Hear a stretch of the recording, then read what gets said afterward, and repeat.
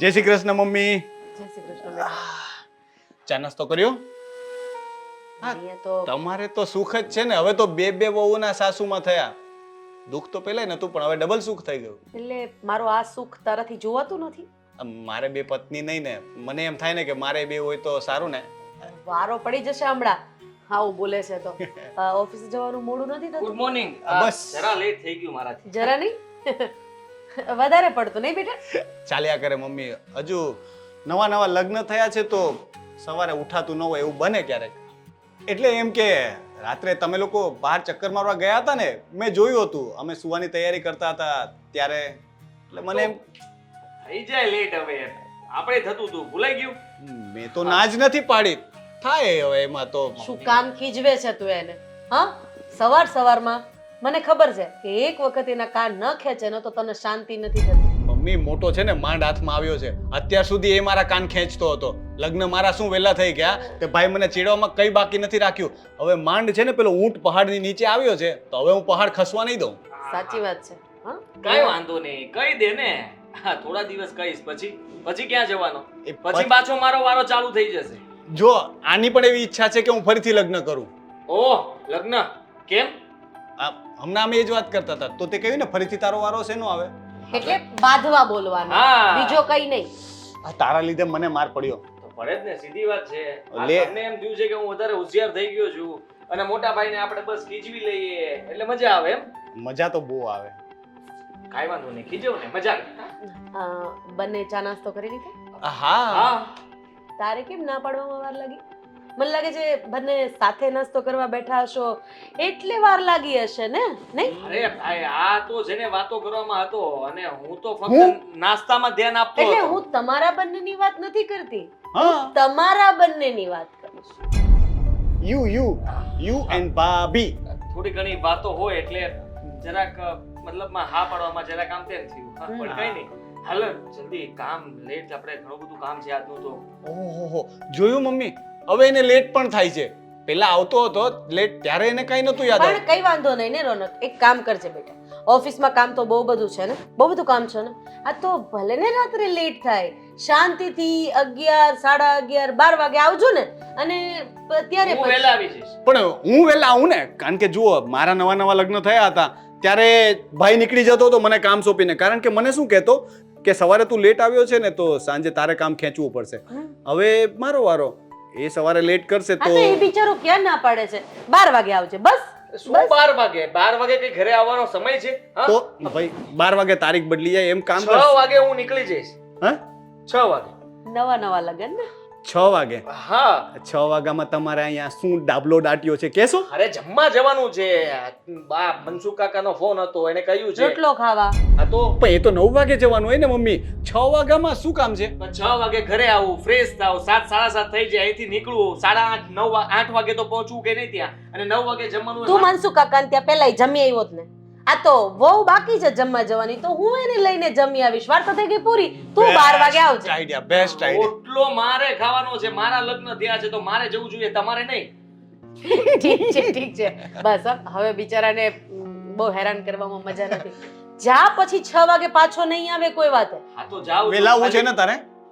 હા. આ તો જલ્દી તું વેલા જા, બરાબર? હું મોડો આવવાનું છું તો હું મોડો આવીશ. તું ફટાફટ ગાડી સ્ટાર્ટ કર દે, હું આવું છું. હું બાય બાય કહેતો. પાકીટ ભૂલાઈ ગયું હશે ને? સાચી વાત, તમને બધું બહુ યાદ રહી છે. ખરેખર સખત મમ્મી બા, થેન્ક યુ સો મચ. મારે પણ આવા બહુ પાકીટ ભૂલાણા છે. જા લેતો. ગેલો થઈ ગયો છે. ચાલો મમ્મી, જય શ્રી કૃષ્ણ. હું નીકળું. સાચવીને જજો. હા.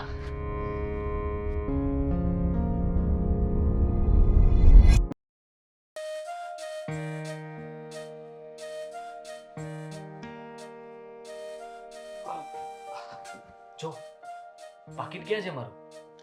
લે મને શું ખબર. બેસો અહીંયા. ના બેસવું નથી. બેસો ને. પાકીટના બાને ખાલી અહીંયા તને બાય કહેવા માટે આવ્યો તો. ચાલ બાય, હું ઓફિસ જાઉં છું. પણ પાકીટના બાને થોડી વાર બેસાય ને. પાકીટ મળતું નહોતું. અરે આ લોકો જીવ ખાઈ લે છે મારો.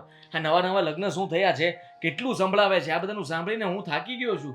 મને શરમ આવે છે. આ જેમ તું નવી પરણીને આવીને કેમ આમ મલકાતી હોય એમ એ લોકો કઈ વાત કરે ને તો મને શરમ આવે. તો હા તો જાઓ, નથી પાકીટ. હા ને બાકી તો મારી પાસે છે જ તે. હા તો ખાલી ફક્ત ભાઈ કહેવા માટે અહીંયા આવ્યો હતો. રોનકને કીધું કે ગાડી ચાલુ કરીને રાખ, ત્યાં હું આવું છું. આદિ, મારે એક વાત કરવી હતી. હા તો જલ્દી બોલ ને, શું વાત કરવી છે? જો ને, હા જો ને, કેવી રીતે વાત કરું? જેવી રીતે થતી હોય એ રીતે વાત કર ને. તું જો અત્યારે મતલબ આ બિલકુલ સમય નહીં વેસ્ટ કર, જલ્દી બોલી જા. પપ્પી આપી છે, આપી દે. પપ્પી નથી આપવી, વાત કરવી છે serious, on a serious matter. આપીને પછી વાત કરી શકતી હતી ને. કઈ નહીં, બોલ. આપીને ઝાપટ આપી કે પપ્પી, વાત તો સેમ જ છે ને. મેં આપીને તો લઈ લેવાની. પપ્પીને મારે વિસ્તારમાં નથી સમજાવી, છોડ. તું સિરિયસલી વાત કર. આદિ, મને એવું લાગે છે કે આ તમારા ઘરમાં છે ને થોડો એવો અંતરો થાય છે. અંતરો? સમજો ને હું કહ્યું, કહેવા શું માંગે છે? એ જ કે આ તમે અને રોનકભાઈ, તમારા મમ્મી અલગ અલગ છે ને, તો આ લોકો જ્યારે ત્યારે એકને એક વાત લઈને બેઠા હોય છે. કોઈ કહેતું નથી. બસ પણ બસ, તું એમ કહેવા માંગે છે ને કે હું સાવકો છું. હા તો છું, પણ મને કોઈ દિવસ એવું લાગ્યું નથી રોનક સાથે, નથી મમ્મી સાથે કે દામિની વહુ સાથે. હા, બધા મારી સાથે પ્રેમથી રહે છે. અને પપ્પાના ગયા પછી, એટલે કે પપ્પા હતા ત્યાં સુધી કોઈ દિવસ આ ઘરમાં એવો ઉલ્લેખ નથી થયો કે રોનક સગો દીકરો છે ને હું મતલબ કે પહેલી વાર. જો તું આવું કેમ વિચારે છે? પૂરું સાંભળો તો બોલું ને. તમે તમારી વાત સાંભળતા જ નથી. હરેક વસ્તુ કેવી જરૂરી નથી. ઘણી વખત માણસ બોલ્યા વગર પણ ઘણું સમજાવી દે છે, ઘણું શીખવાડી દે છે.